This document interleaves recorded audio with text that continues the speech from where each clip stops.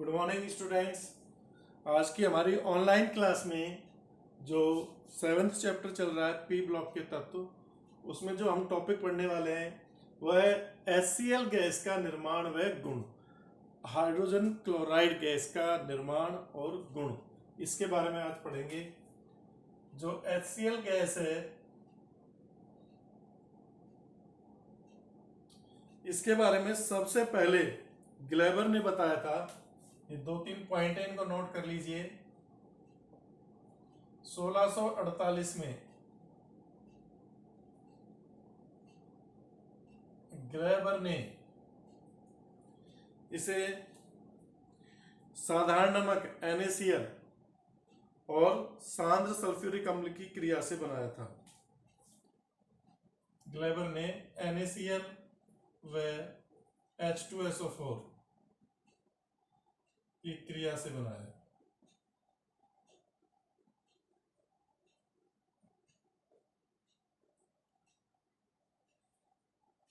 उसके बाद 1810 में डेवी ने बताया कि यह हाइड्रोजन और क्लोरीन का यौगिक है। 1810 में डेवी नामक वैज्ञानिक था। डेवी ने इसे H2Cl2 का यौगिक कहा।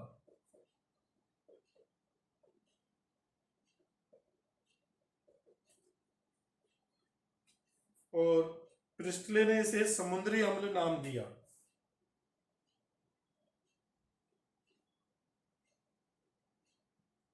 प्रिस्टले ने इसे समुद्री अम्ल, क्योंकि समुद्र में जो नमक पाया जाता है उससे बनता है, तो इसे समुद्री अम्ल कहा।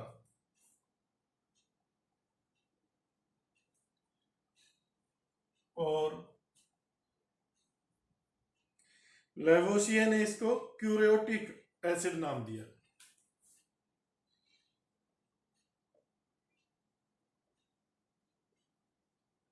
ने इसे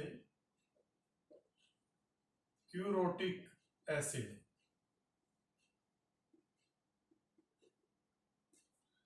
नाम दिया। ये कुछ इससे रिलेटेड तथ्य हैं। ये HCl है जो आमाशय में उपस्थित जठर रस, जो पाचक रस रहता है, जठर रस में पाया जाता है। 0.2 से 0.4% पाया जाता है, जो डाइजेशन में हेल्प करता है, पाचन में हेल्प करता है। आमाशय में पाया जाता है। आमाशय में जठर ग्रंथियां होती हैं, गैस्ट्रिक ग्लैंड। उन गैस्ट्रिक ग्लैंड से गैस्ट्रिक जूस सीक्रेट होता है और उस गैस्ट्रिक जूस में HCl भी मिलता है 0.2 से 0.4%। तो ये इसके बारे में कुछ तथ्य हो गए, इनको पढ़ना है आपको। क्वेश्चन कम ही आते हैं इसमें से। अब देखिए इसको बनाने की विधि। तो प्रयोगशाला विधि, लैब मेथड।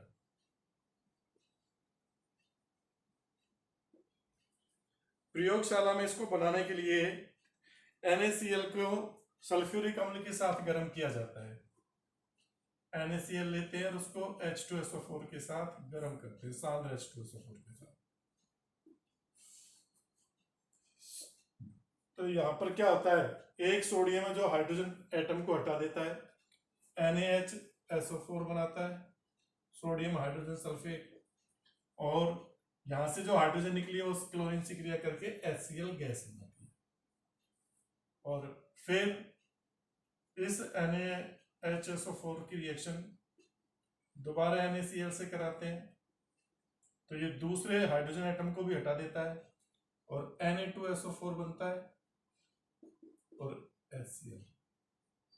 इस प्रकार से ये रिएक्शन हमने H2SO4 की जो प्रॉपर्टी पढ़ी थी उसमें भी देखी थी। HCl गैस को शुष्क करने के लिए यहां पर HCl को शुष्क करने के लिए नमी हटाने के लिए, इसमें से ह्यूमिडिटी हटाने के लिए H2SO4 से गुजारते हैं, इसको H2SO4 में से प्रवाहित करते हैं, क्योंकि H2SO4 है जो निर्जली कारक का कार्य करता है।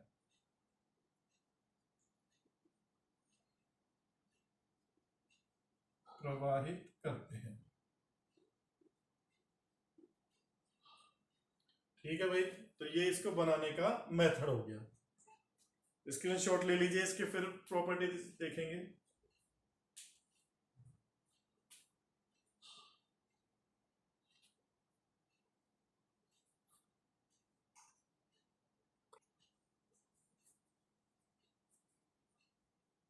अब देखिए आगे इसके भौतिक गुणधर्म।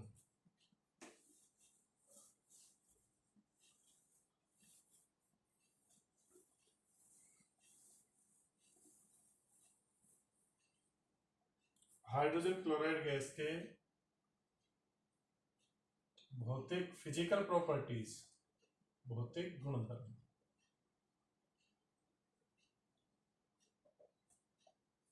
इनमें पहला आता है आपका, ये कलरलेस, रंगहीन, तीक्ष्ण गंध युक्त गैस है। यह है रंगहीन, तीक्ष्ण गंध युक्त गैस है।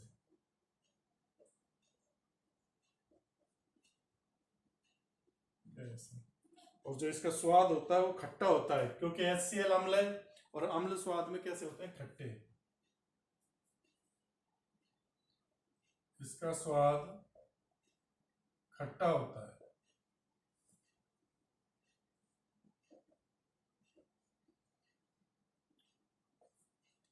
तीसरी चीज, ये आसानी से रंगहीन द्रव में द्रवित हो जाता है, मतलब इसका जो मेल्टिंग पॉइंट है वो, बॉइलिंग पॉइंट और मेल्टिंग पॉइंट क्या है? कम है, इसलिए आसानी से द्रवित हो जाता है।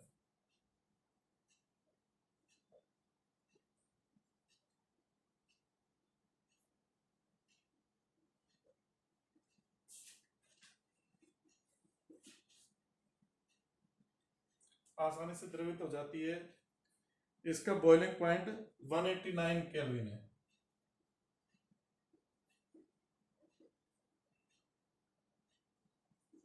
एक 189 केल्विन है।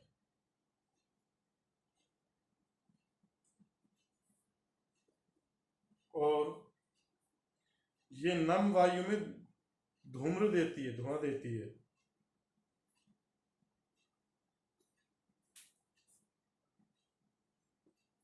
नम वायु में अम्लीय व्यवहार प्रदर्शित करती है, धूम्र देती है, जल में अत्यधिक विलय, जल में अत्यधिक विलय है।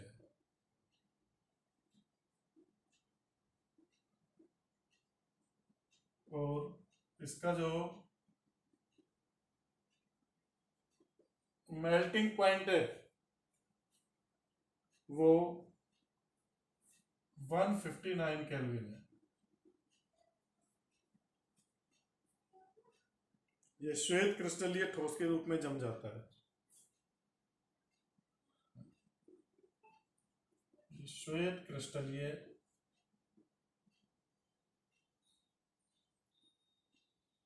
ठोस के रूप में जम जाता है। ये इसकी क्या हो गई? Physical properties. अब इसकी केमिकल प्रॉपर्टीज देखेंगे, इनका स्क्रीनशॉट ले लीजिए। देखो ये रंगहीन है, गैसीय अवस्था में स्वाद में खट्टा होता है, आसानी से द्रवित हो जाता है क्योंकि बॉइलिंग पॉइंट है जो 189 केल्विन है इसका। नम वायु में धूम्र देता है, जल में अत्यधिक विलय, और इसका मेल्टिंग पॉइंट 159 केल्विन है, पास पास ही है, 30 केल्विन का डिफरेंस है। और ये श्वेत क्रिस्टलीय ठोस के रूप में रहता है। जब ये सॉलिड स्टेट में रहता है तो व्हाइट कलर का होता है। अब देखिए रासायनिक गुण, केमिकल प्रॉपर्टीज।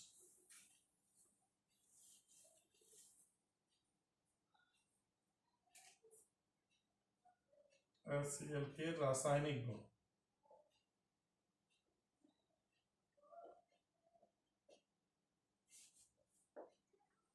पहला गुण है अम्लीय प्रवृत्ति या अम्लीय गुण, acidic nature. HCl acidic nature है, ये अम्ल है। लेकिन शुष्क HCl गैस, इस चीज को याद रखना, अगर आप ड्राई HCl ले रहे हो, शुष्क HCl गैस लिटमस पेपर पर कोई प्रभाव नहीं छोड़ेगी, प्रभावित नहीं करती।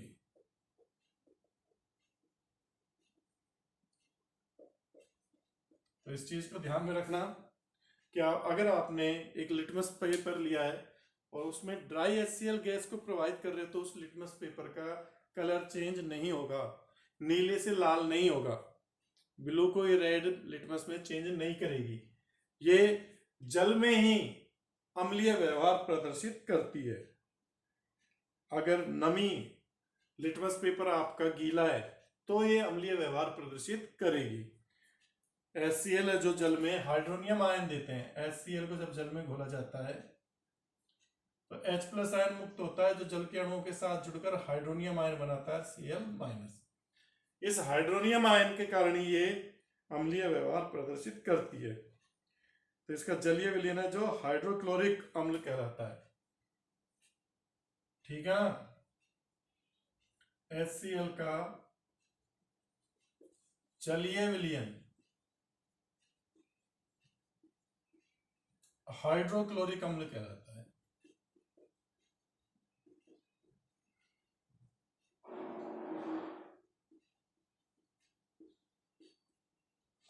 और ये प्रबल अम्ल है, प्रबल अम्ल है, ये स्ट्रॉन्ग एसिड है।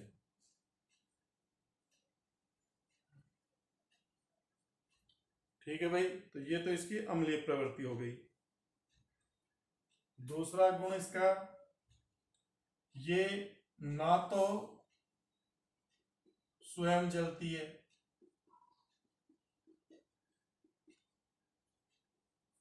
ना ही जलने में मदद करती है,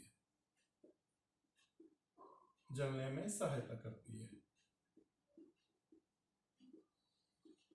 ना तो ज्वलनशील है, ना जलाती है। ठीक है ना। ना तो स्वयं जलती है, ना जलने में मदद करती है। दूसरा इसका गुण आता है, तीसरी प्रॉपर्टी है अमोनिया से रिएक्शन, NH3 से क्रिया।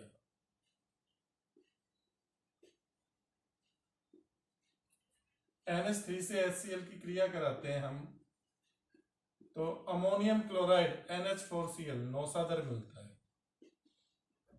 जो कि एक उद्रुपातक पदार्थ है, सब्लिमेटिंग एजेंट, सब्लिमेशन शो करता है अमोनियम क्लोराइड NH4Cl।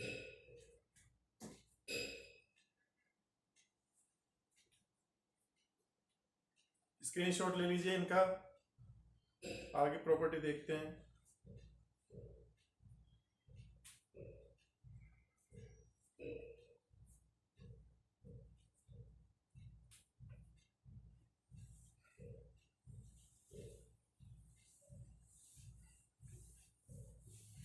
अब देखो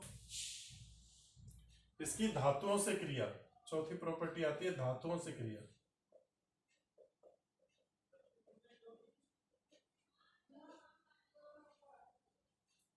धातुओं से अगर HCl की क्रिया कराते हैं हम, तो हमको धातु लवण मिलता है और हाइड्रोजन गैस मुक्त हो जाती है। लेकिन यहां पर आपको क्या ध्यान में रखना है कि सारे धातु हाइड्रोजन गैस मुक्त नहीं करते।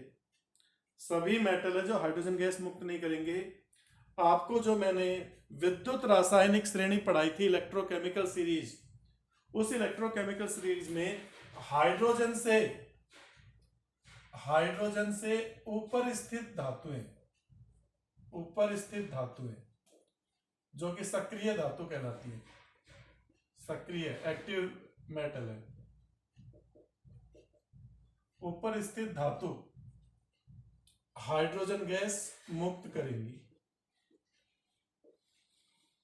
मुक्त करती है, और नीचे स्थित धातु हाइड्रोजन गैस मुक्त नहीं करेंगी।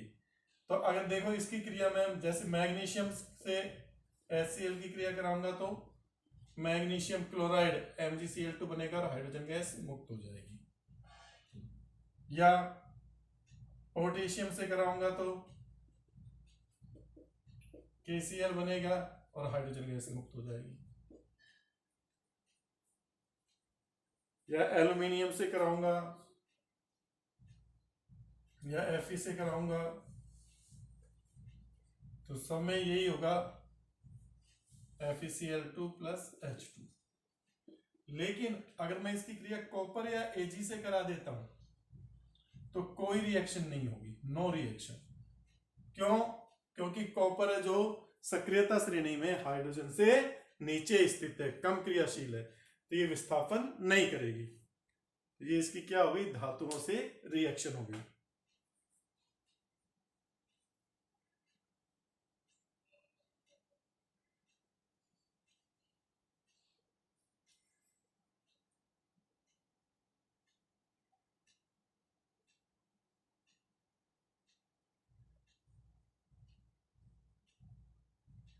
इसके बाद देखिए अगली रिएक्शन,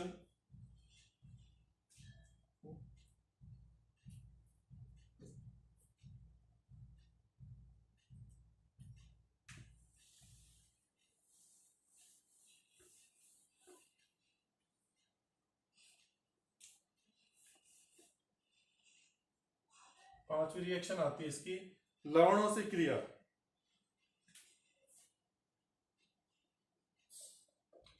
लवणों से क्रिया तो जटिल लवणों को अपघटित कर देती है, जैसे Na2CO3। इसकी क्रिया HCl से कराते हैं तो यहां पर देखो 2NaCl CO2 कार्बोनेट आयन विघटित हो जाता है, H2O मिलता है, ये आपको मिलेंगे। तो अपघटन की अभिक्रियाएं होती है। या NaHCO3 है,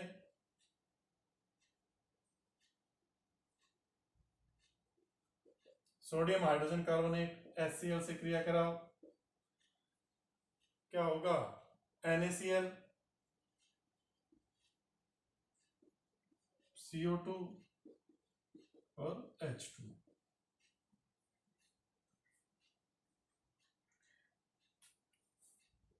सोडियम नाइट्राइट Na2 की रिएक्शन कराते हैं HCl से, तो आपको 2NaCl, NO2 है जो NO और NO2 में अपघटित हो जाता है, NO और NO2 में, और H2, ये अपघटन की अभिक्रिया शो करता है। लवणों के साथ ये अपघटन अभिक्रिया दिखाता है, उनको अपघटित कर देता है, डिकम्पोज कर देता है, तोड़ देता है। इसके अलावा एक्वारेजिया भी बनाने के काम आता है, एक्वारेजिया का निर्माण भी ये करता है। ये मैं आपको पहले पढ़ा चुका हूं, जब मैंने नाइट्रिक एसिड पढ़ाया था HNO3, उसमें बताया था कि 3 भाग HCl और 1 भाग HNO3 नाइट्रिक एसिड का ताजा बना मिश्रण ही एक्वारेजिया कहलाता है। और ये एक्वारेजिया जो आपके AU, PT, Ag जैसी धातुओं को घोल देता है, घोल देता है। ये इसके क्या हो गए, केमिकल प्रॉपर्टीज हो गई। ये HCl की आपकी केमिकल प्रॉपर्टीज हो गई। एक इसका अपचायक गुण और देखना है, इसका स्क्रीनशॉट ले लीजिए, फिर इसके अपचायक गुण देखेंगे।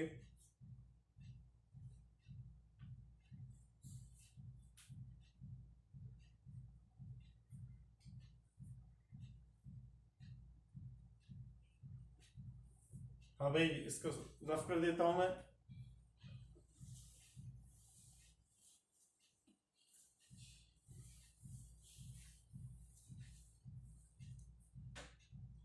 HCl के अपचायक प्रवृत्ति, अपचायक गुण, छठा गुण है, छठा या सातवां, अपचायक गुण, रिड्यूसिंग प्रॉपर्टी। तो ये है जो, जैसे MnO2 है, इसकी क्रिया अगर हम HCl से कराते हैं तो यहां पर मैग्नीज की ऑक्सीडेशन स्टेट +4 है, इसको +2 में बदल देता है, इसका अपचयन कर देता है, मैग्नीज का अपचयन कर देता है MnCl2।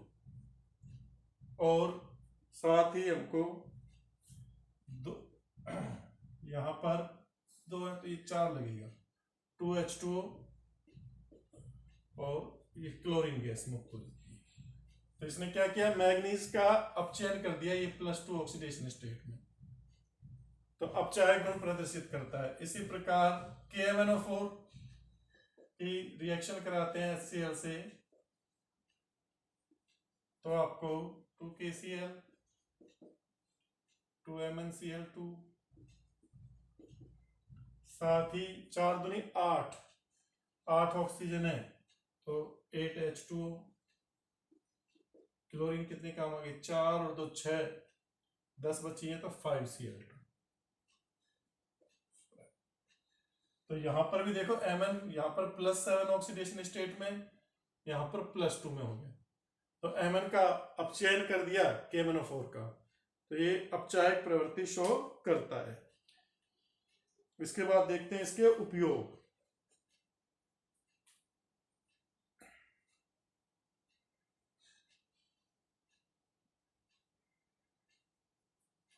इसके उपयोग देखते हैं हम, HCl के उपयोग। छोटा सा टॉपिक है ये HCl वाला। देखो, एक तो क्लोरीन गैस के निर्माण में, Cl2 NH4Cl के निर्माण में, क्लोरीन और नौसादर के निर्माण में। दूसरा, ये जो अस्थि मज्जा होती है उसके शुद्धिकरण में काम आता है, अस्थि मज्जा के शुद्धिकरण में।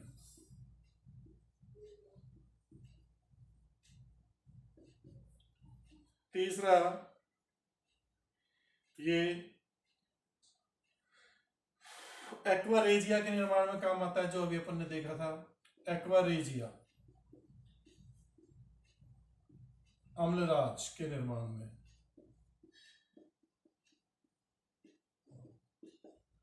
औषधियां बनाने में भी काम आता है।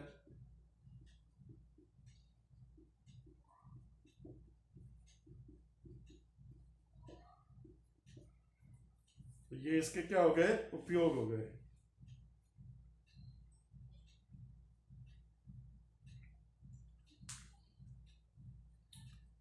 ले लीजिए इसका स्क्रीनशॉट। HCl यहां पर समाप्त हो गया आपका। अब देखते हैं हैलोजनों के ऑक्सो एसिड। ये मैं रफ कर देता हूं।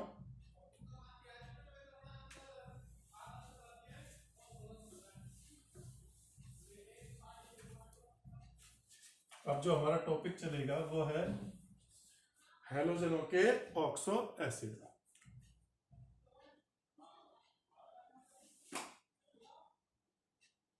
हैलोजनों के ऑक्सो अम्ल,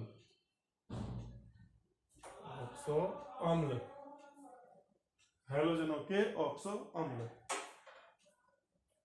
इसमें हम, आपको पता है ऑक्सो एसिड क्या होते हैं, जिनमें किसी भी अधातु के साथ डबल बॉन्ड से ऑक्सीजन जुड़ी हो, किसी भी धातु के साथ डबल बॉन्ड से ऑक्सीजन और एक OH जुड़ा हो, तो ये ग्रुप अगर प्रेजेंट है किसी भी तत्व के साथ डबल बॉन्ड से ऑक्सीजन और OH, तो वो क्या कहलाता है, ऑक्सो एसिड।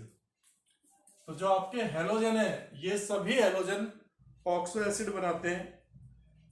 आपको मैंने पहले ही बता रखा है, जिन ऑक्सो एसिड में कम वाली ऑक्सीकरण अवस्था होती है उनके नाम के पीछे अस लगाते हैं, और अगर अधिक ऑक्सीकरण अवस्था है तो नाम के पीछे इक लगाएंगे। ठीक है, तो उसी के बेस पर अपन इनके एसिड बनाते हैं। मैं एक टेबल बना देता हूं। देखो 4 तरह के एसिड बनाएंगे, क्योंकि ये 4 प्रकार की वैलेंसी शो करती है, +1, +3, +5 और +7। तो इन्हीं वैलेंसीज को दिखाने वाले ये ऑक्सो एसिड बनाएंगे। जैसे सबसे पहला बनता है हाइपो, अब हेलोजन है तो हाइपोहेलस अम्ल बोलेंगे अपन इसको, जो सबसे कम वैलेंसी संयोजकता जिसमें हाइपोहेलस अम्ल, ये +1 ऑक्सीडेशन स्टेट वाला होता है। दूसरा बनता है आपका हेलस, अस लगेगा पीछे, तो हेलस अम्ल जिनमें +3 ऑक्सीडेशन स्टेट होती है, हेलस अम्ल, इनमें +3 ऑक्सीडेशन स्टेट रहेगी। तीसरा बनेगा हेलिक अम्ल, इक लग जाएगा, जिनमें +5 ऑक्सीडेशन स्टेट, ये मैक्सिमम वाली है। अब अगर +5 से भी ज्यादा ऑक्सीडेशन स्टेट दिखाता है तो अपन उसको बोलते हैं पर हेलिक अम्ल। तो 4 प्रकार के ऑक्सो एसिड बनाएगा ये। अपने पास हेलोजन फ्लोरीन है, क्लोरीन है, ब्रोमीन है और आयोडीन है। तो ये सब ही देखो कौन कौन से अम्ल बनाते हैं।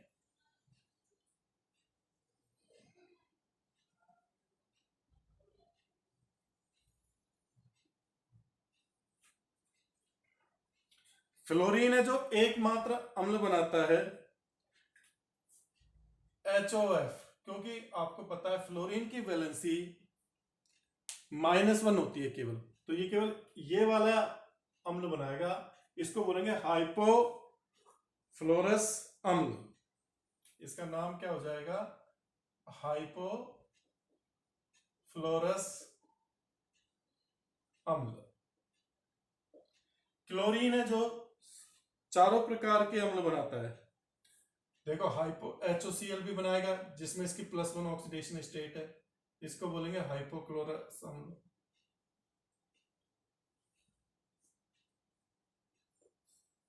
+3 भी बनाएगा HOClO, या इसको HClO2 भी बोलते हैं। ये आ जाएगा, इसका नाम क्या हो जाएगा, क्लोरस अम्ल, क्लोरस अम्ल। यहीं से देख लो, ये भी बनाएगा HOClO2, इसको बोलेंगे क्लोरिक अम्ल। और परहेलिक अम्ल भी बनाएगा HOClO3, या HClO4 भी बोलते हैं इसको, इसका नाम हो जाएगा परक्लोरिक अम्ल, परक्लोरिक अम्ल।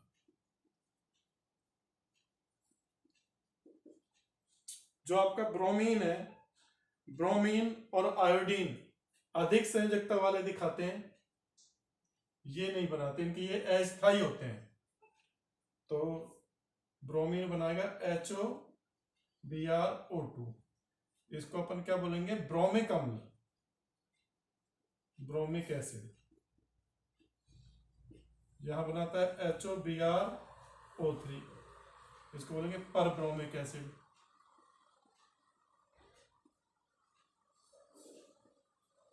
ऐसे ये बनाएगा HOiO2, आयोडिक अम्ल।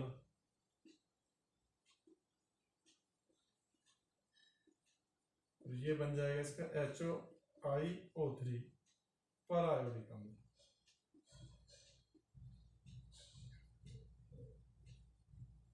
तो ये हेलोजनों द्वारा बनाए जाने वाले जो आपके ऑक्सो अम्ल है उनकी टेबल हो गई। फ्लोरीन एकमात्र ऑक्सो अम्ल बनाता है, हाइपोफ्लोरस अम्ल। क्लोरीन चारों प्रकार के बनाता है, +1 संयोजकता वाला भी, +3 भी, +5 भी और +7 भी। इनमें +3 और +5 कम और ज्यादा संयोजकता है, जिनके लिए अस और इक लगाया है।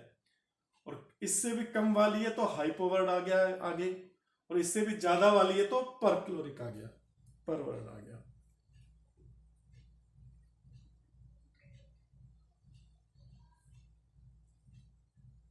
अब देखते हैं क्लोरीन के ऑक्सो अम्लों की संरचना। इन चारों की संरचना देखेंगे, बाकी मैं मिटा देता हूं, इसका स्क्रीनशॉट ले लीजिए।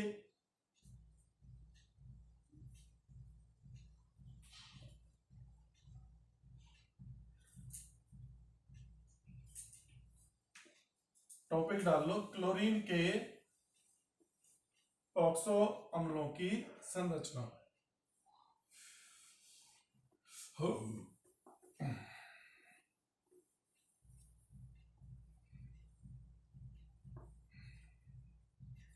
ये चार ही दिखाता है। क्लोरीन के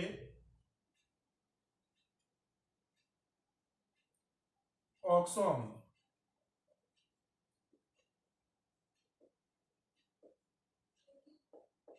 तो देखो पहला तो ये रहा, दूसरा ये रहा, तीसरा ये रहा, चौथा ये रहा। इनकी स्ट्रक्चर देखो, HOCl, HO और ये Cl, ये इसकी स्ट्रक्चर हो गई हाइपोक्लोरस अम्ल की।